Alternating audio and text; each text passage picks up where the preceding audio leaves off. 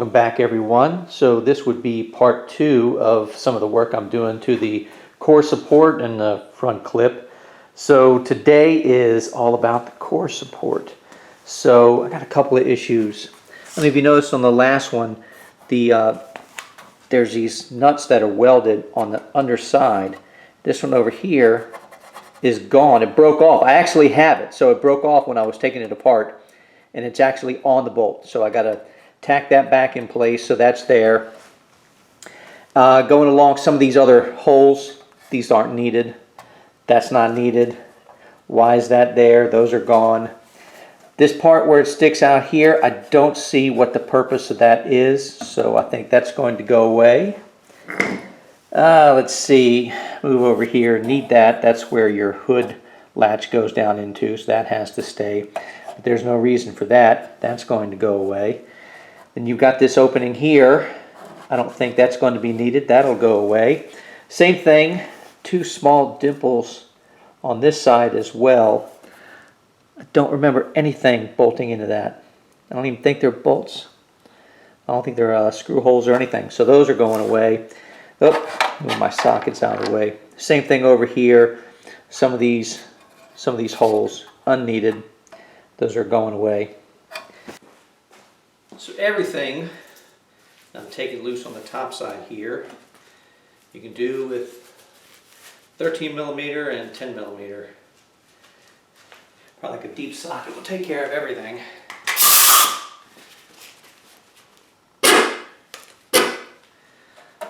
Let's hit this 13 in the front here first.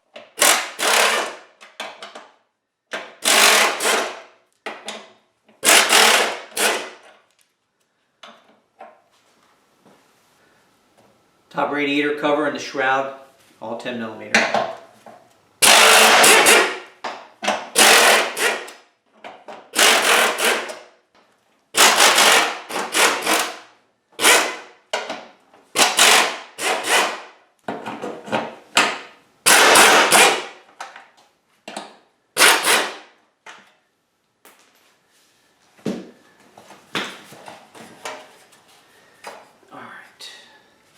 There is the cover, both of the rubber bolt downs. Usually there's a nipple on top here, and that plugs into the cover, and usually it stays with that, but these are been on here a while. Might have to replace those. Okay.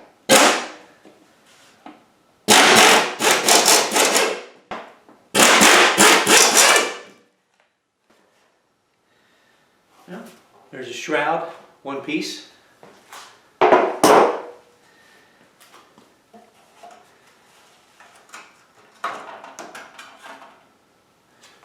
It's the old radiator. Won't be using that again. So, got a couple of odd holes here and there that have to be plugged up. So, first, let's get that stuff sanded down so I can make some welds on them.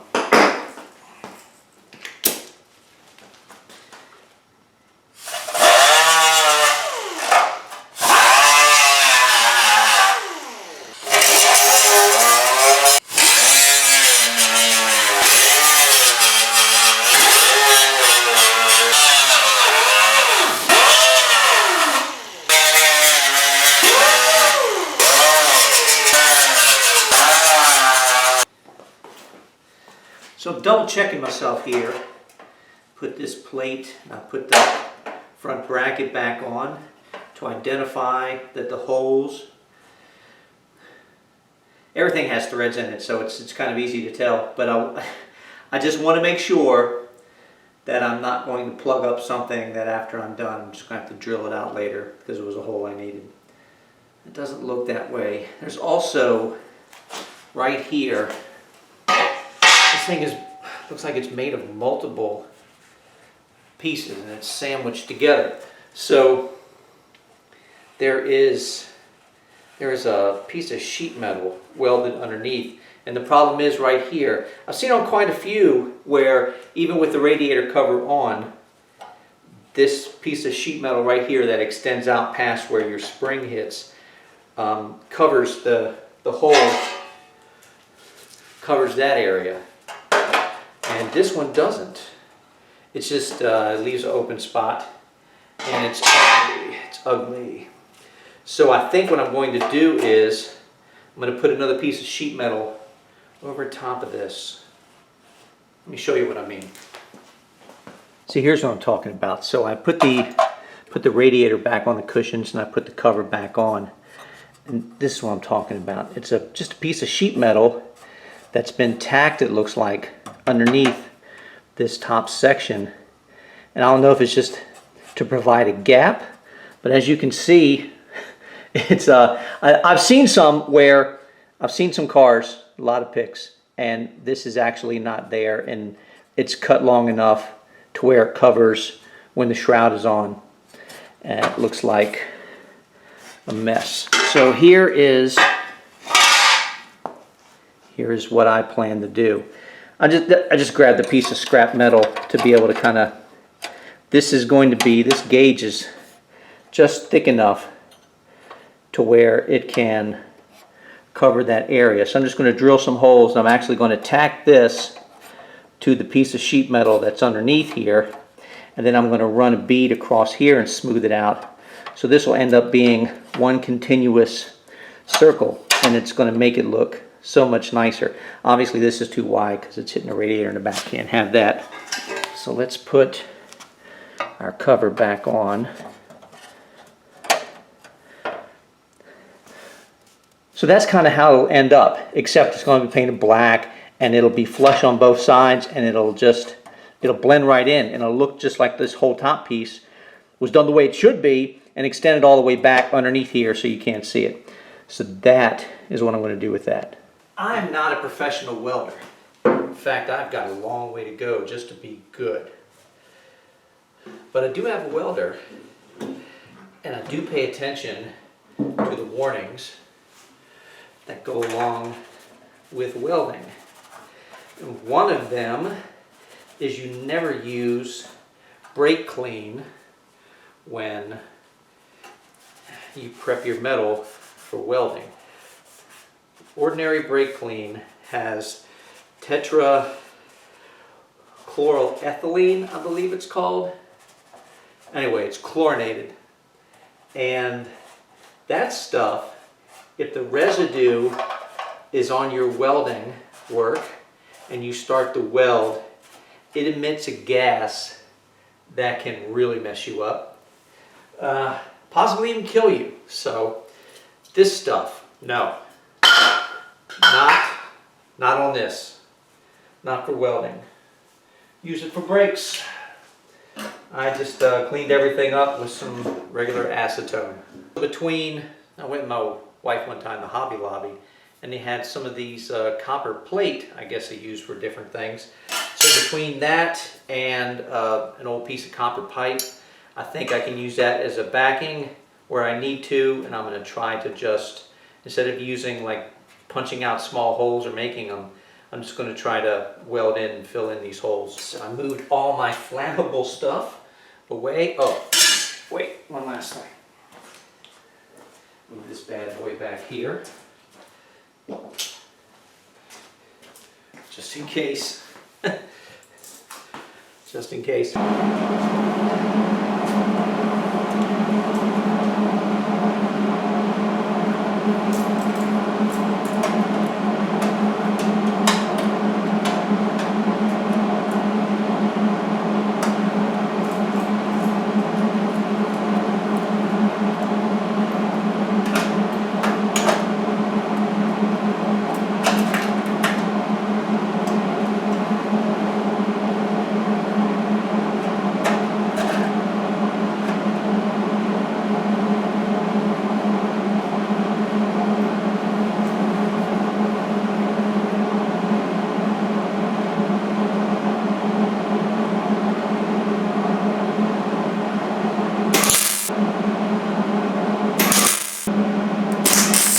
Yeah, I finally just turned the camera off and just got to welding.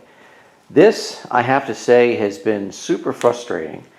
And I think it's just a coupling of my lack of welding experience along with some really super thin sheet metal that's on the top of here. My welder came with a sheet metal gauge that you could basically you put over the corner of a sheet metal or something. You can tell what gauge thickness it is. And this was like a loose 22. Didn't quite make 24, but it was in the 22 range, but it was kind of loose. So this is like really thin. And I was having just the worst problem with blowing through on the metal. As you can see by let's see if I can get down here, cut some of this glare. The welds are horrible. This is terrible work. But the point of doing this was to fill in the metal holes and be able to put on a coat of filler and then smooth out the top. So the holes are already there, so it's not affecting the structure by having crappy patch panels in there. It's really doing nothing to it except filling in the void so I can put down an even layer of filler. So what's the saying? Filler and paint make me the welder I ain't. Anyway, one last thing to do, and that is right down here. Let me grab the radiator cover. So I talked about this before. So the radiator cover goes on, and here is the old metal. That just looks terrible. It looks unfinished. It looks like somebody just rushed through and slapped stuff together. Don't like it. So what I'm going to do, I made a patch panel, a little tiny one. This is a little patch piece here. So that is going to go in place. I drilled out three 3/16 holes. So those are going to be rosette welds, and then I'll spot weld in the center and around the side, leaving this alone. And hopefully, I think if I use a nice copper backer here, it's for like a heat sink, hopefully I don't blow the metal apart like I did some of the other. Anyway, so that with that in place and then painted, when the rest of this is painted and done, now it looks like that. And that just, it looks finished. It looks like it should have looked to begin with. So that's much better. So that's the next piece to go in. Sorry about the noise. Wish me luck on that. And also, if you can look at this, so this is what some of my problem was. This is just multiple layers of really, really thin metal sandwiched together and then spot welded or resistance welded to make up this piece. So there were some spots where it's two pieces sandwiched together, and then with a heat sink on the bottom, I didn't have too much of a problem. But when I got over to this area, I couldn't put anything behind it, and it's just one layer, and it was so thin. So I would start tack, tack, boom, blow through, tack, tack, boom, blow through, and then I would go back and fix one blow through spot and tack somewhere else and blow that. And it's been frustrating. And I know a lot of it is my lack of practice and skill with the welder, so that's on me. I'm not gonna be one of those guys that blames the metal. I blame myself. But lack of experience and super thin metal was not a good combination. So I had a lot more success when I welded up the door over here on the car. When I welded that, because I think all the sheet metal on this is 20 gauge. So when I tacked this, it went fine. I really didn't have any issues at all. Didn't blow through at all. Just tack, tack, tack, tack, tack, and kept going. And then welded it down. That's fine. So maybe 20 gauge will be a little bit more successful for me when I start working on the car. I had these grand ideas of putting in the rear inner wheel wells and doing the quarter panels myself. But after this extravaganza, I'm starting to doubt myself a little. So I'll have to get a lot more practice under my belt before I get to that. And I may still end up paying someone just to do the metal work, and then I'll finish it out from there. Anyway, so that's the next thing is tacking that in. What a mess. What an absolute mess. Okay. That went a lot better. Went a lot easier than I thought it would be. I was worried I was going to have more burn through and stuff. This actually went well. So the rosettes went right on.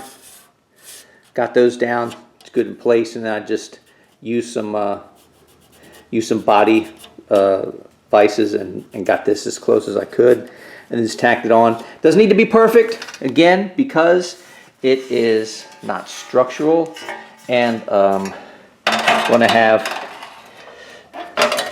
mud that goes over top of it, so body filler will be on there. But look at that. At least now it doesn't look like some shoddy thing. It's actually going to go all the way underneath the hold down, and it's going to look nice. So I'm going to have to wait until, let's see if I can sit this down without making a lot of noise. I'm going to have to wait until I get the radiator in, because maybe I need to trim this back just a little bit so radiator doesn't come in contact with it. That's good.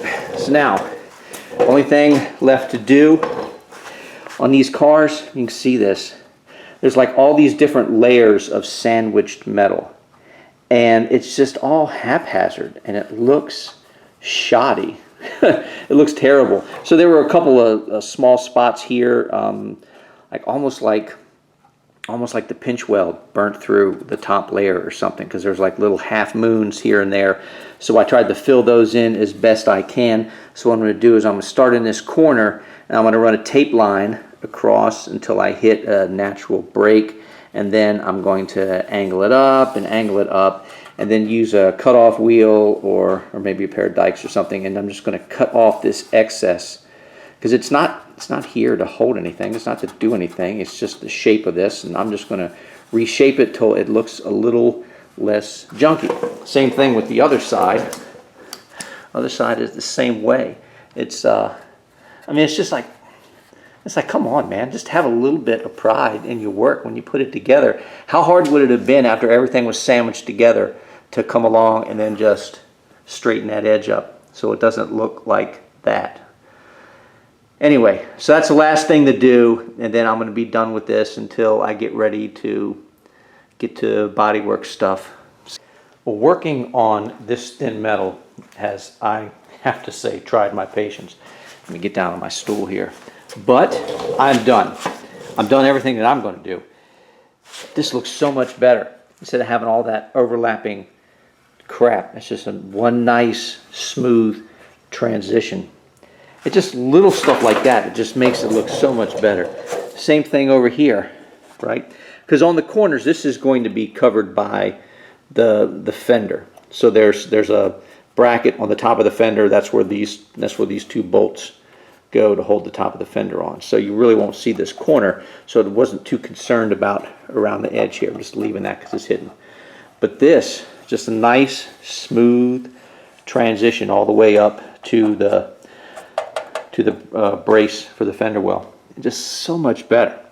Anyway, it's not pretty, but it's going to be covered in filler, and then block sanded and block sanded and block sanded and painted. So I think I'm done. This came out very nice. Got this in. Like I said, I just got to worry about trimming this edge back maybe a little bit, depending on the placement of the radiator. I'll do all my fitment before I do my final sandblast and do all my body work to it. Anyway, that's where it is. I think I'm done for now. Oh, this has been trying on my patience. I got to tell you, very frustrated. Very frustrated. There's nothing worse than trying to tack up a piece of metal and you're doing a good job, and then boom, you just keep blowing holes in it. And I've tried everything. In fact, if anybody wants to comment down in the comments section. So I had a, because we're dealing with like 22 gauge, actually a little thinner than that by what I checked. It was 22, but it was a loose 22. So who knows? But anyway, so I had it on the lowest setting here, and honestly, right at 40, it seemed to work the best if the metal was good, but I kept having a blow-through problem. So I was going in between 30 and 40 for my wire speed. Anything below 30, it started to spit a little bit because the wire just wasn't keeping up with the welding. So Yeah, it's a Hobart handler. Apparently it's made in the same factory with Miller. It's a 110 volts and it's the handler 140. So 22 gauge with those settings, lowest voltage setting I could have, and between 30 and 40 on the wire speed, and just kept having issues with blowing holes. I mean, and I was just like on and off the trigger fast, and it was still doing it. So I don't know if that's a little bit of the metal or if it's a lot of bit of me.